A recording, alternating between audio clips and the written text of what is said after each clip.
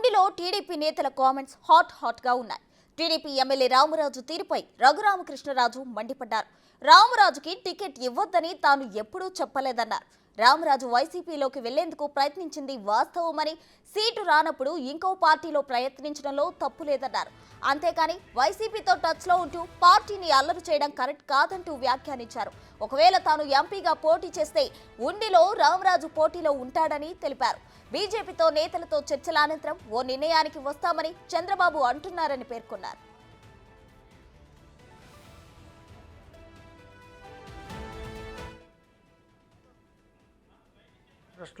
ఒక పక్క యువజన శ్రామిక రైతు కాంగ్రెస్తో మాట్లాడుకుంటూ తెలిసిందే కదా అందరికీ. మళ్ళీ ఇక్కడ ఆ క్రమంలో పార్టీని అలర్ట్ చేయటం అనేది కరెక్ట్ కాదు. పార్టీ తీసుకునే నిర్ణయం బ్రాడర్ స్టేట్ లెవెల్ ఇంట్రెస్ట్లో తీసుకుంటుంది. గ్యాంబ్లర్స్ ఇంట్రెస్ట్ ఒకటే కాదు.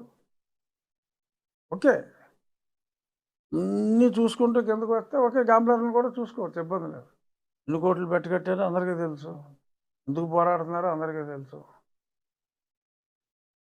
కానీ పార్టీని విమర్శించటం, నన్ను వ్యక్తిగతంగా విమర్శించటం అనేది మంచి పద్ధతి కాదు.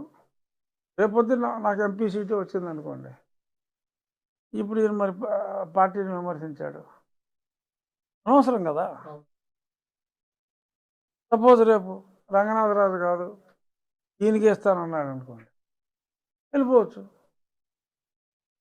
అడిగిన మాట నిజం, అందులో అబద్ధం లేదు. ఈయన ఎవరు పెట్టాడు, ఎవరు మాట్లాడారో తెలుసు.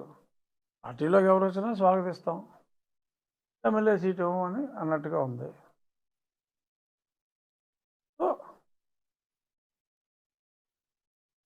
ఆయన మాట్లాడుకునేవాడిని తప్పులేదు. సీట్ రానప్పుడు ఇంకో పార్టీలో సీట్ ట్రై చేసుకోవాలి. బట్ వెళ్ళిపోయేటప్పుడు మరి ఇంకా పార్టీని విమర్శించడం అనేది కరెక్ట్ కాదు. రేపు పొద్దున్న నేను ఎంపీ అవ్వచ్చు, ఆయన ఎమ్మెల్యే అవ్వచ్చు, ఇద్దరం కలిసి తిరగాలి కదా.